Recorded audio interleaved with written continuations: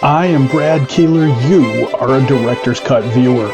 Coming up next on Director's Cut, it's another great compilation. This time, it's all about food.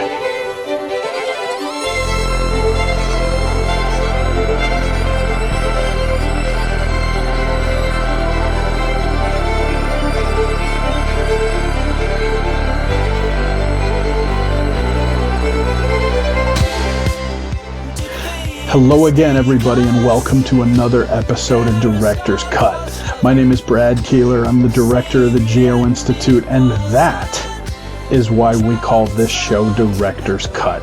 Every single week, and sometimes on special compilation days like this one, I interview different Geo-Institute members who have stories to tell. Some of them are personal, some are professional, but yes, you know the drill. They're all fun. If you don't know anything about the Geo-Institute, after you watch this today, head over to geoinstitute.org, and there you will find out an incredible, overwhelming number of things about us, including that we are a technical society with about 12,000 members, most of whom are geotechnical engineers and or geologists, and that we are part of the American Society of Civil Engineers. And if you like what you see today, and it's the best of, so you better, or my senses are way off, you should click like, subscribe, and get notifications, and we will let you know every time we post something to the YouTube channel. It is, as you'll remember, our 30th anniversary in the Geo-Institute, and as part of the celebration, we're creating compilations of some of the best answers to the best questions on Director's Cut. You can go back and watch the Bob Kerner episode that we did a couple of months ago, or the holiday episode that we did right before the holiday break in 2025 on the YouTube channel. And we're going to have more of these to come throughout 2026. Today, it's all about food. I always say Director's Cut is, at its heart, a show about food, sports, and music, and apparently I take that very seriously. There were so many great food stories in all the episodes that I might have to do a second one of these. I couldn't even get it down to 10. So here are 12 of the greatest Director's Cut stories and answers involving food.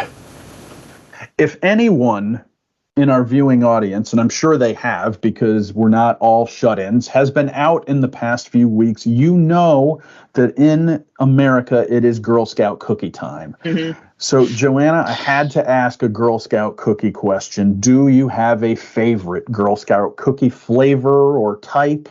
Mm-hmm. Well, I do, but I know the name differs depending on where you are. I love the peanut butter patties or tag-alongs, whatever the regional area may call it. I call them peanut butter patties, but that was what I was saying. I think that is the proper Midwest nomenclature for the cookies. How many have you eaten in one sitting? That's confidential. That's because I think there's like 14 in a box now, and I think, and I feel like you could plow through one of those without too much trouble. Mm-hmm. Now, when you eat the peanut butter patty, do you have any kind of technique that you use? One that I used to enjoy a lot was to kind of scrape off the peanut butter first and eat that, and then eat the cookie part separately. Or do you just go straight in? I go straight in. I'll dip it in some milk, but my sister, she likes to rip her cookies apart, like the Nutter Butters too. She'll eat them layer by layer. I go all in. There is totally nothing wrong with that. I think I'm a cookie layer person. We have to talk about street food. For people who have never been to Asia, street food, that's good stuff. So what I want to ask you is to explain Hong Kong street food to people who have never experienced it. And then maybe tell about your favorite street food. My favorite street food would be Hong Kong style milk tea and a fishbowl in curry sauce. So I like milk tea just because it's rich, it's special, and my daily drink. Milk tea is a Cantonese style black tea. with a nickname silk stocking milk tea. So why I got this name? Just because in making the tea, the black tea is put in a cloth, brown cloth bag, and the tea has to be repeatedly filtered in the bag to make a tea richer and smoother. So when pulling the tea bag will become elongated and brown, which looks like silk stocking. So we got a nickname, silk stocking milk tea. Yeah, so when friends visit Hong Kong, we always persuade, oh, you must try this. It can be served hot tea, or it can also serve as iced tea, iced milk tea. Yeah, all taste fantastic. Now you have to describe the other thing that you mentioned too. What was that? There's a curry bowl. Fish bowl in curry sauce. Oh yeah, definitely. Yeah. You have to tell everybody what that is too. Yeah, we got in fact, we got fish bowl everywhere in U.S., many places in U.S. too. But what's make it special in Hong Kong? It's really street food. You got curry. Yeah, I got a fish bowl, and it's stored in curry sauce. And then got a stick. Yeah, I got a stick to the bowl, and when we eat, we just hold the stick and taste and enjoy the fish bowl. It's a little bit spicy, but not so much, so that most people can accept it. Compared with the Sichuan food, but it's not so hot, but it's really tasty, and particularly welcome by children. Just imagine children on the street walking and eating. Oh, that is fantastic. So now you're going to make everybody want to visit Hong Kong. That was great. So thank you for that. We have some other really important topics to get to. This is what Director's Cut is all about, and we'll get to one of those right now. Describe the best sandwich you have ever eaten. My favorite sandwich is a pepper steak at the Italian Place restaurant in Orem, Utah. Actually, it's really just north of Provo, and it's steak with a lot of good seasonings: garlic, onions, tomatoes, peppers, mixed in with provolone cheese on a deli bun. I found out that my DNA likes from 23andMe says you like salty food. Surprise, surprise. And so every couple of weeks, I get this craving that I've got to have one of the Italian Place sandwiches, and we go over there, my wife and I, and really enjoy that. I also like pulled pork sandwiches in the Carolinas. So there's a lot of great food out there to eat, for sure. You've gone back in this interview to South Carolina 3 times already. So, I mean, anybody who's had, especially barbecue, right, in the Southeast, there's a different style in every state, and sometimes even within the state. Do you have a particular one that you like, or are you just a fan of everything? Yeah, I like most of them, but I like the style in the Carolinas, the barbecue. There's a restaurant out there called Sticky Fingers, and we really enjoy going to that place. Like a little more smoky taste, and but I think everybody has their personal preference about that, and it just is whatever they love, right? And it'll keep you running, right? If you're going to have those sandwiches, you got to make sure you're burning those off. But I got to look up this pepper steak one too. That sounds pretty good. So you've mentioned a couple of times now about your UK-ness, your Britishness, and I think people probably can tell from your accent. What English British foods are you most frequently nostalgic for? All right, I'm gonna give you 3. And if people will have heard of the first one, the second 2, maybe. So fish and chips is the first one.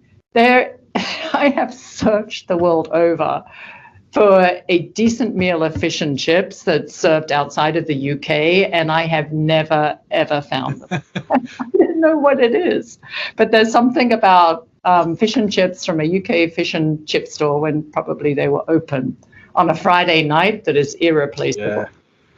Yeah, so that's been something that I'm still nostalgic for. The second thing is a snack called Twiglets. Do you know what Twiglets are? I have never even heard of that. For disclosure for everyone, I worked for the British government for 8 years, and I have been to the UK a lot, and I have never heard of this delicacy that I'm about to find out what it is. Yeah, so you got to. I mean, it's a form of. They're not crisps, but they're like snacks, like crisps, popcorn crisps, Twiglets, and they literally look like little twigs, and they sort of have. They have like a Bovril Marmite flavor about them, but they're vegetarian. I don't know what they put on these things. It's probably something that's really bad for your body. It's really, really good. And I used to live on them when I was a PhD student. I had them all lined up on my desk. I'd be like timing myself, an hour's gone by. I can have another packet of Twiglets. And I found them about a year or two ago in New York City because there's a British store in New York City, and they started to sell them. So I'd go down with one of my teenage daughters, and we'd buy all of the boxes, bring them back to the apartment. I think my younger daughter got addicted to them. And the third thing are chocolate McVitties. You must have heard of chocolate McVitties if you've Absolutely. They are the best biscuits in the world. So I'm really happy we had back-to-back episodes of Director's Cut where blood sausage came up. I'm really happy that this didn't go the black pudding route. Yeah, no, that's something that I would have to be desperate to want to eat that. I'm actually vegetarian, by the way. Well, pescatarian, according to. So you'd have to be beyond desperate. Plus, any exercise that you actually got in would immediately be undone by the consumption of said black sausage. Assuming I got those running shoes out of my suitcase. So we're gonna turn this into the coffee chat here. Will we nerd out for a minute? I guess. What beans do you brew with at home usually? Do you have a preferred brand? I do. Or variety? I do. I always buy Counterculture. It's a roaster and based in Durham, North Carolina, where one of my boys lives, and they're the ones who turned me on to it. It's always any of their beans I like. In the world of iced coffee, there's ice brew and cold brew. I'm most definitely an ice brew fan. So you brew it hot and let it dilute it over ice as soon as it comes out of I use a Chemex. The cold brew is you steep it for 24 hours and it just makes a completely different taste. And I'm not a fan of the cold brew. I'm a cold brew fan. I wasn't at first, and then I became so. And so I'm going to give you another roaster to try. It's out of the Baltimore area. It's called a Renico, and they do almost no commercial sales. I mean, they have it in their grocery stores around here, but you pretty much have to buy off of their website, and they have some great varieties. So that's my shout out there. After you got your shout out for Counterculture, check them out. Well, now I have to come clean here and say I don't have the most discerning taste. You don't want to admit that at this point after that discussion. So I know this for a fact. So I've got 3 boys, and 2 of them were home a few months ago when we had a blind coffee tasting. 12 different beans, all prepared the exactly same way, and I couldn't tell one from another. I could tell what was really bad. You just did this for fun at your house? Yeah, we do. We're frequent blind tasting family here. We do blind taste tests. We did of coffee. We've done it on all the different spirits. We did it with different ways of making iced coffee. Yeah, we're a big fan of the blind tasting. That's amazing. This is another thing we should be doing at Geo-Congress. It's fantastic. We're going to have so much going on. We're going to have you with the blind tastings. If anybody saw Katerina Ziatopoulou's episode earlier in there, you're going to try to stress her out to make her have an allergic reaction. This is going to be the craziest Geo-Congress ever. You got to be part of it. So in the open for this episode, I said that you were going to tell us how you can cook anything on a waffle iron. Yeah. How did you start cooking on a waffle iron? What's the craziest thing you've made? Tell us some waffle iron cooking stories. Okay, yes. So this kind of dates back again to high school, but it's kind of silly, but like I opened a checking account when I started working. So, I was like 14 or 15 and went to the bank and I was like, I need a checking account. And they had that like free gift that they give people for opening. So that month it was a waffle iron. And I was like, okay, cool. And then I just pretty much like put it away, never really used it, like maybe once or twice. And then it wasn't until junior year in college when I moved off campus and could have a kitchen and stuff that my parents were like, you should take this waffle iron and like do stuff with it. So I think that day we had, we like me and my roommates moved in and we were like, oh, let's like make something random on the waffle iron. So we just like cracked an egg in, and then like my friend wanted to make cookies, so then we just like made cookies and like put that on there. And then we were like, I wonder what else we could do. And that was pretty much like where it, like the beginnings of it. And then for some reason I just got really into it, and I was like, any food I made, I was like, I wonder if I could do it in the waffle iron. What was the biggest waffle iron cooking fail? Oh man. What didn't? Oh, and in retrospect, this was pretty obvious. But I tried to make like some frozen ravioli in it, and so I just like took the frozen ones, stuck them on, closed it, and was like, maybe it'll work, and it didn't. They just ended up like kind of mushy and like all melted on top. That's the other thing with waffle iron is that like I had to figure out some pretty good tricks to clean it because of all the fails. But it's worked out. I mean, I would say so, especially if it was a free gift from a bank. Yeah, that's pretty solid. Right. I was like, I have nothing to lose. Are you still using the same waffle iron, or have you upgraded? The one that I got originally, like that one, I think it passed on like my senior year of college. I still remember, like, I went to plug it in to make some eggs or something, and it, like, didn't light up anymore. And I was like, oh, like, thanks, waffle iron. So I still have it. Like, I kind of kept it because I was too, like, emotionally attached to all the memories. But my sister was kind enough to replace it with, like, she got me, like a Belgian waffle iron. It's, like, the flippy ones. That was actually a pretty nice upgrade.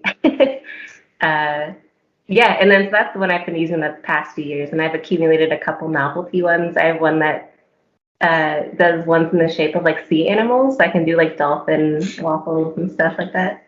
I am 100% certain you are the first person I've ever spoken to that has a novelty waffle iron. Yeah.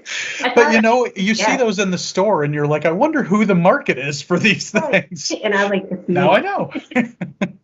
You only need one person, but yeah.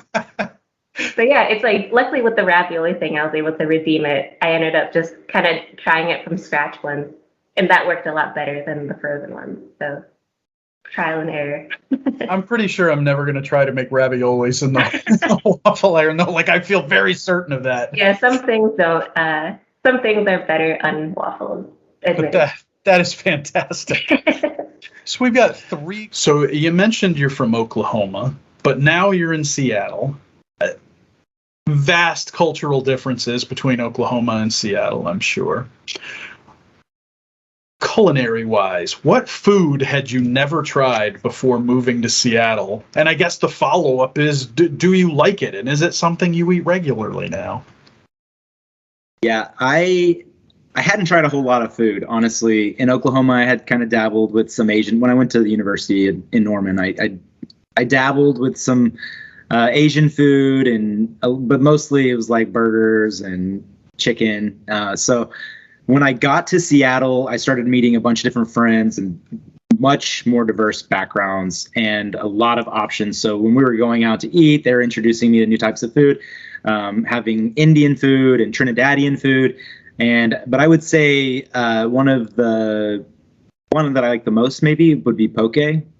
So it's just kind of way out there, raw fish, and I didn't really grow up eating much fish anyway. So Whenever I get an opportunity, I get to eat poke. I go and take it, and I actually got to have some a while back because I had to take an Amazon package back to Sodo, which is a neighborhood south of downtown, and they had a poke place right across the street. So lost a little.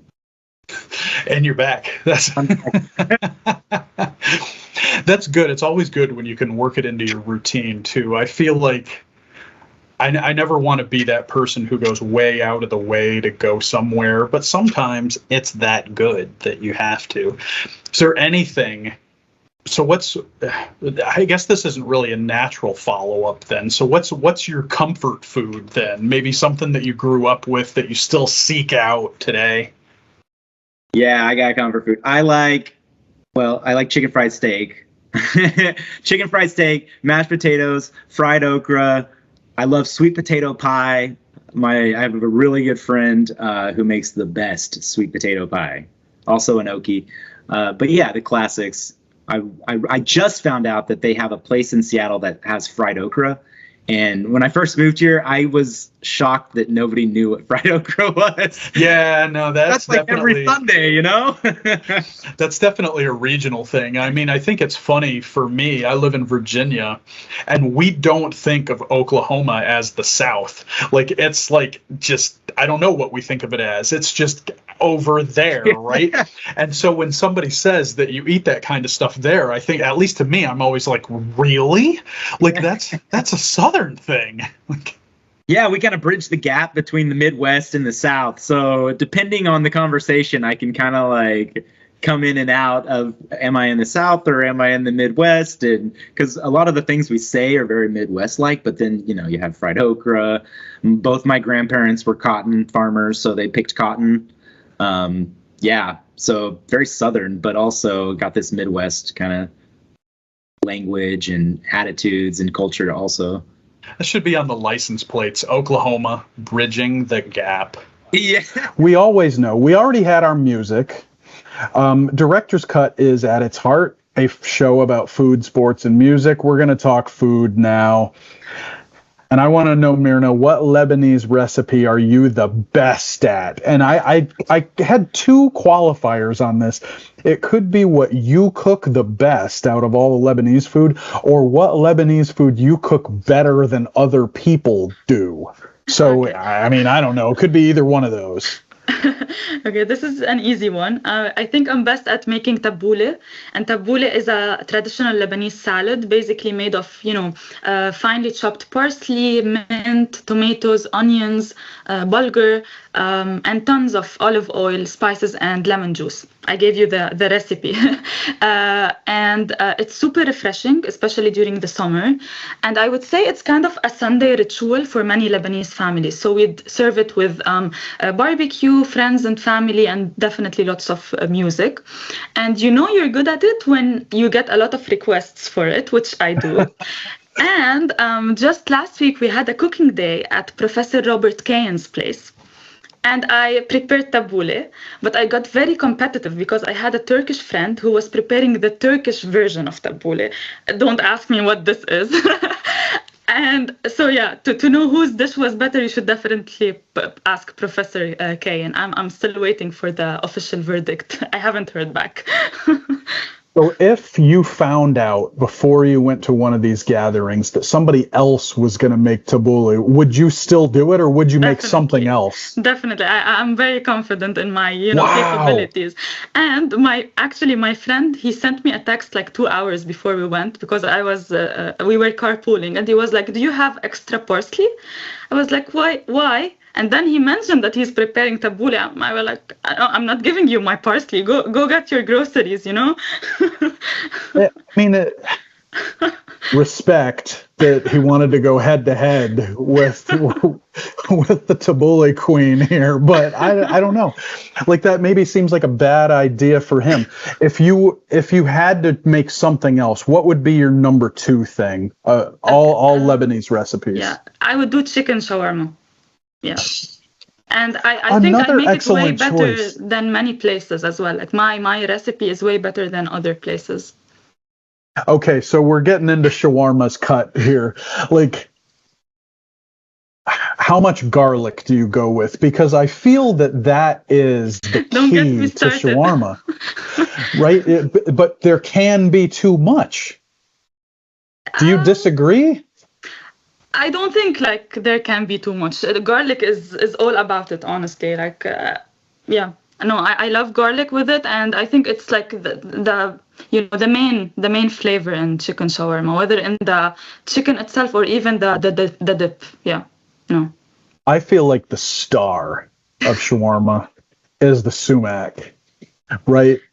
To me, This goes better with the beef shawarma, not the chicken. That's true, and that's usually what I get. So, Okay. Wow. We could have a whole shawarma show. That would be amazing. And whether or not, now, another key one, obviously you wouldn't make it this way at home because this would be really, really challenging.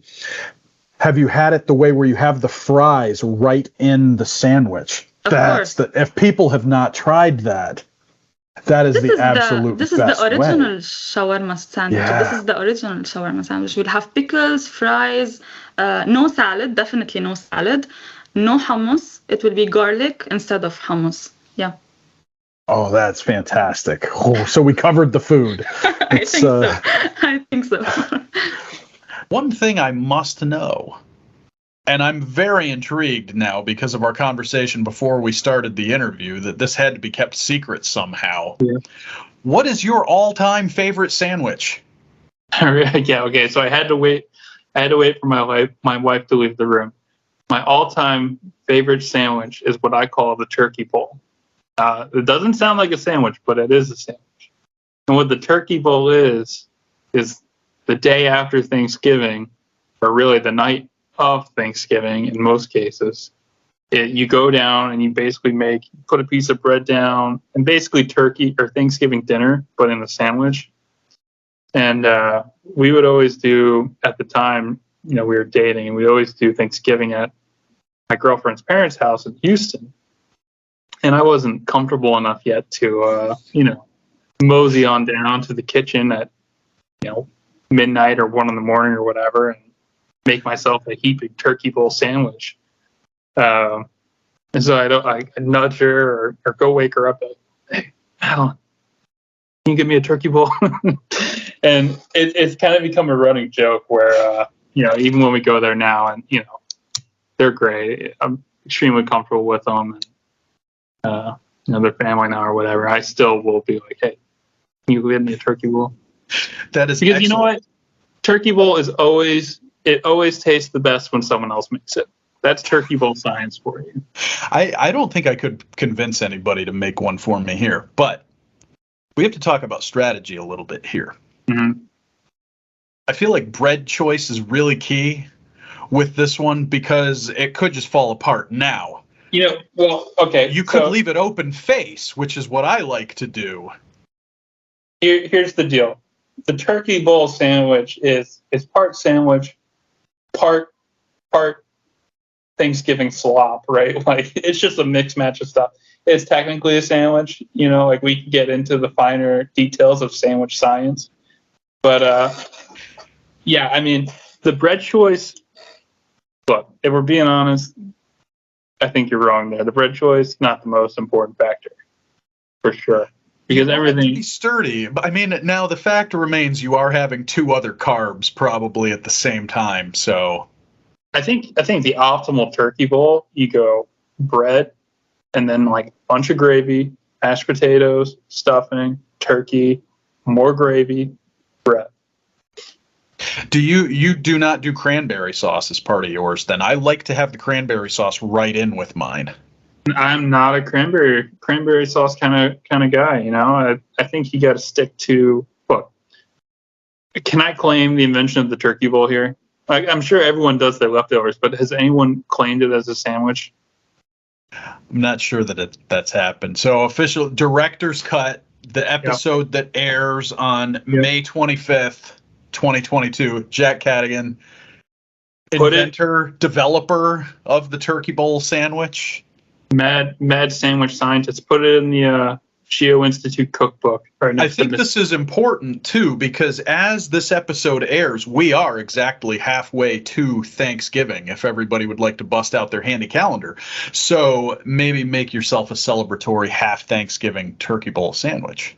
And look, I'm just put some Tony Chachere's on there too.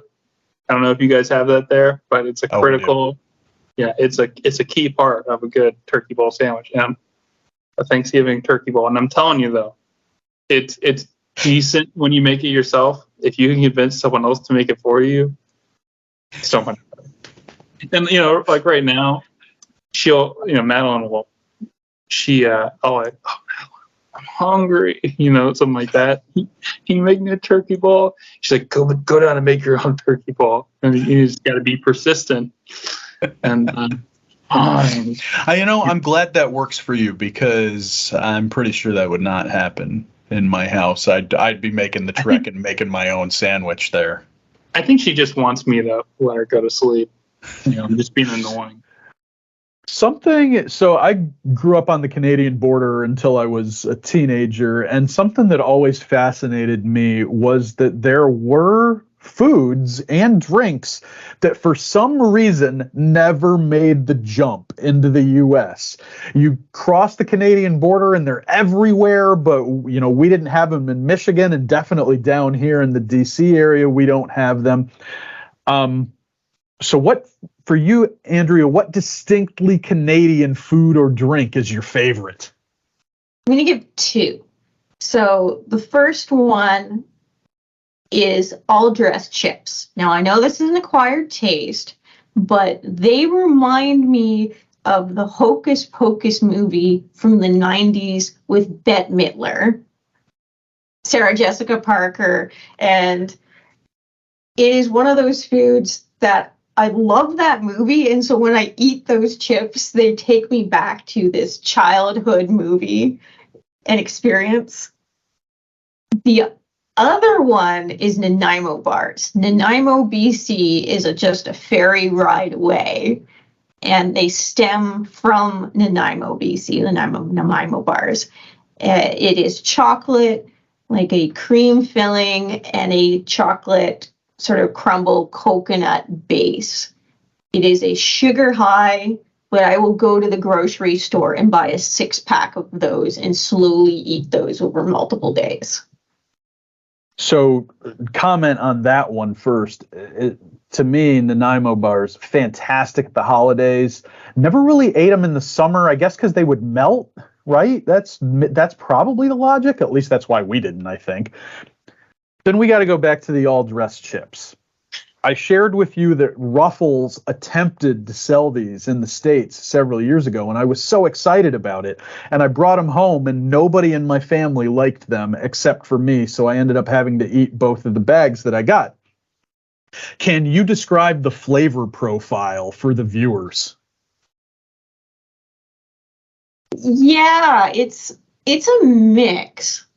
Like, I almost think it's similar to a Pringles pizza chip. That's not where I expected that to go. But it's a mix. There's not like, to me, there's not like a distinct flavor in it. There is a bit of a tomato one, but I find that ketchup chips, I like ketchup chips, but it's not like the full ketchup chip range. But it's also not like the sour cream and onion. It's sort of like a mix of all of those together. So I'm going to be really honest. I'm not sure we've got Pringles pizza chips in the States. Somebody's going to have to check this out. Full disclosure, I don't know that I've ever eaten a Pringles in my life. There's just something about it that I look at it and I'm like, I can't do that. Now, I always pegged the all dress to be a little bit closer to barbecue chips. Yes. But with a little, it's not quite as vinegary, maybe. I think that's, so people need to give it a shot while they're up there if they've never tried it. My favorite I shared with you before we started is Coffee Crisp. Fantastic candy bar. For our viewers, it's wafers and a slight coffee flavor, and you eat it on its own, and you're like, this is not too bad. Have a coffee crisp with a cup of coffee, and your life will be changed. Is that good? It is one of my dad's favorite chocolate bars is a coffee crisp. And when we get the Halloween, the small chocolate bars, I will always eat the coffee crisp from it. They're fantastic. So that's another thing for everybody to try when they're up for Geo-Congress. You got the other one is that if you have been drinking, you have to go for good poutine. And there are lots of places downtown Vancouver where you can get poutine. I'm staring one outside my window right now. And everybody is going to be ready for this. Despite all of this discussion, we do think they are going to come to Geo-Congress for the excellent technical content and because they would like to see things in Vancouver as well. But the food will not hurt things. Made it. So with a specific food scent, though, do you have a food nostalgia scent? Well, now I spend my time in Delaware and half of my time in Raleigh when I'm not living out of my suitcase, which is most of my time. The food that I miss, and there's knockoffs, but they're not the same. Bagels, knishes, pizza, celery soda, and a corned beef sandwich from Katz's Deli in Lower Manhattan. That was a really good list. And the celery soda, can you describe that to everybody? Because I think, I know what it is from listening to food podcasts and stuff, but a lot of people probably have no idea. Can you fill everybody in? Celery soda, as the name implies, tastes like, and I want, some celery taste awful, but think of your best piece of celery you've ever had in your life when you were not eating stuff that you shouldn't eat. And that would be the taste of celery soda. Oh, that is amazing. I'm so happy that this came up in an episode of Director's Cut. You have no idea. We have many fun questions on Director's Cut. I often refer to it as the meat and potatoes of the interview. That's where we really learn the amazing things about our guests. And so the first one for you, Diane, and I told you I worded this one specifically. What's your favorite food to eat that you also prepare well? Because I think a lot of people's favorite foods are generally things they don't know how to make. Yeah. So got a little more specificity on that one today. Sure. I appreciate that specificity. And actually, I think my favorite food is pizza. And I think I make pretty good pizza, but my husband, he refuses to have us make pizza. He thinks that it's always less expensive to go out and get it. Well. And Portland has excellent pizza. So, I mean, I don't fight him on that one. But I love baked goods, like any kind of baked good, cookies, cakes, bread. And I like to think I'm pretty good at making them. I've picked up making bread again recently, and I don't know. I think it's pretty good. I wish I had more occasion to make cookies and cupcakes and all that, but I don't, which is probably for the best. So if someone told you they wanted to start baking bread, what is a recipe that you would tell them to start with? Something that's one, tasty, but two, pretty hard to screw up. So I'm thinking about kind of sourdough bread type of things. And you can do one with you make I think it's called a poulish or something, and you mix yeast and let it sit overnight and just a little bit of flour and water. And then that overnight gets it tasting pretty good. And then the next day you mix in all the flour and whatnot, and salt. And then I think it's pretty hard to mess up as long as you just are willing to give it time, and not active time. You just kind of work it, and then you have to let it sit for a while, and it turns out pretty good for not a lot of effort. We got to ask a pizza question too here to follow up. So when you are able to convince your husband to make the pizza, what do you guys typically go with, and what do you put on it when you make it at home?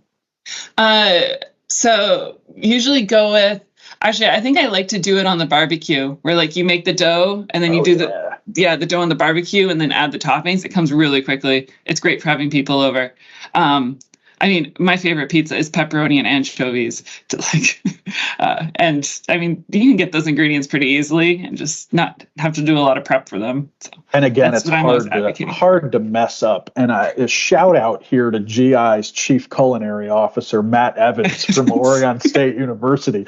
That Polish reference that you dropped into there, he just had a post the other night on Twitter about this, and we're going to have to link to that down in the show notes. It's good to know he's not the only bread baker out there in the GI universe. Well, yeah, I think maybe that's the thing is you move to Oregon and then you just start growing your own vegetables and making bread. So. I hope this episode was as fun to watch as it was to make. You made it through all the answers. Well, there might be one more. Stick around for that. And I assume you liked what you saw because you're here at the end. If you did, click like, subscribe, and get notifications. And yes, we'll let you know every time we post something new to the YouTube channel. Remember to check YouTube or your favorite podcast platform every Wednesday for new episodes of Director's Cut. And check Apple Podcasts and Spotify, and yeah, those other platforms too, for classics every Monday and Friday. We will see you soon with another brand new episode of Director's Cut.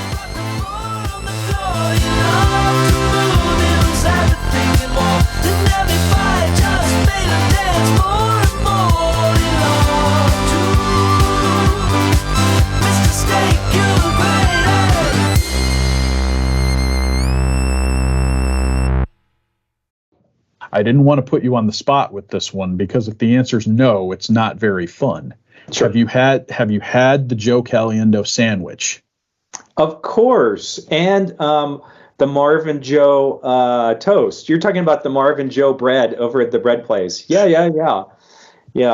Of course. So Marv and Joe and I used to be running buddies, or I used to join them, and we had running competition and.